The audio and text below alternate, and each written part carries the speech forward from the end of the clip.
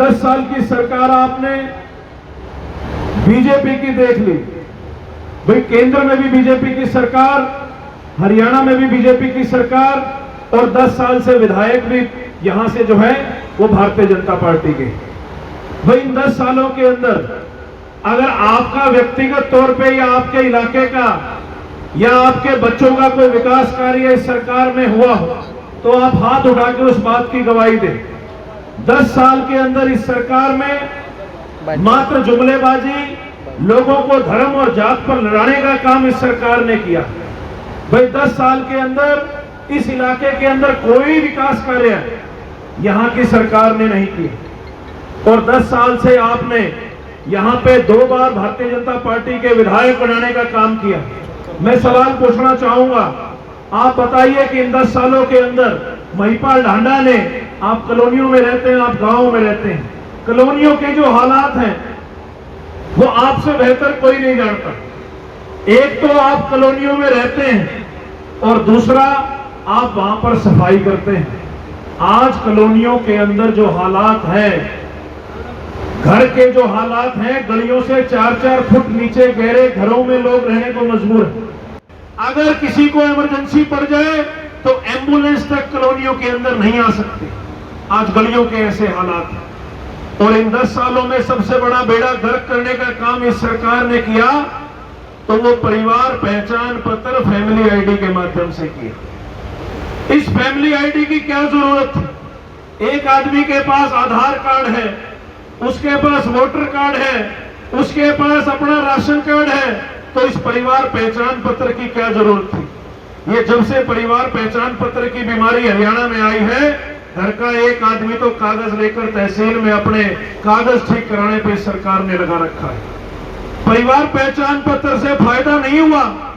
एक बार तो नोटबंदी के समय में इस सरकार ने लाइनों में लगवाया और दूसरी बार ये परिवार पहचान पत्र को ठीक कराने में सरकार ने लाइनों में लगवाया। परिवार पहचान पत्र से कितने गरीब आदमियों के राशन कार्ड काटे गए।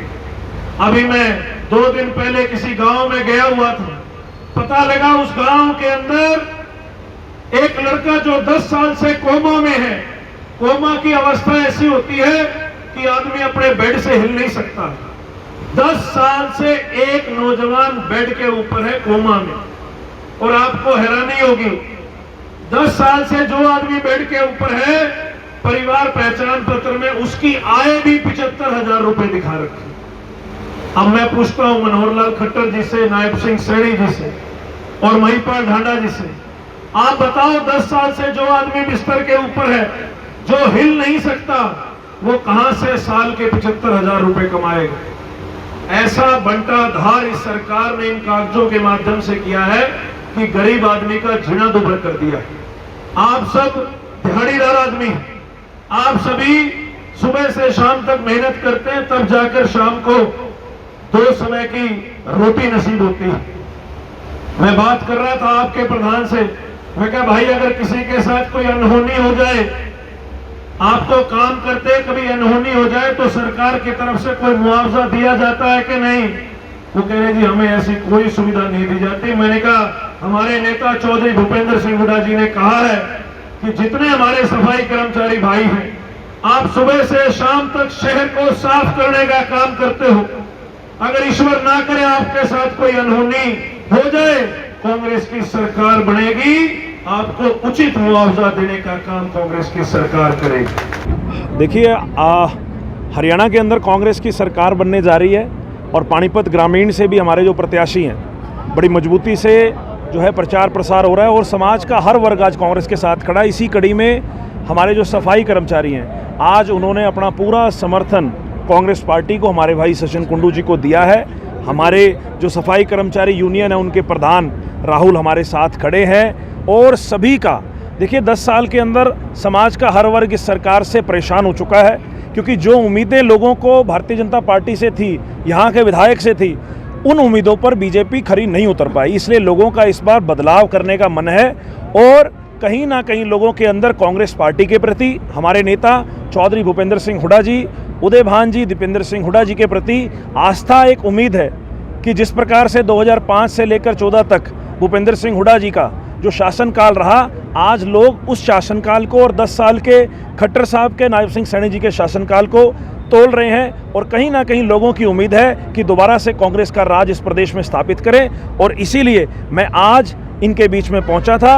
और बड़ी खुशी की बात है, क्योंकि इनके लिए समय निकालना बड़ा चैलेंजिंग काम है। मैं फिर भी सभी सफाई कर्मचारियों का, पूरी यूनियन का, हमारे सभी साथियों का यहाँ धन्यवाद करता हूँ। राहुल गांधी जी जो असंध आए हैं, मुझे लगता है कि उसका असर सिर्फ असंध पे नहीं, पूरे करनाल लोकसभा क्षेत्र और पूरे हरियाणा पे पड़ेगा।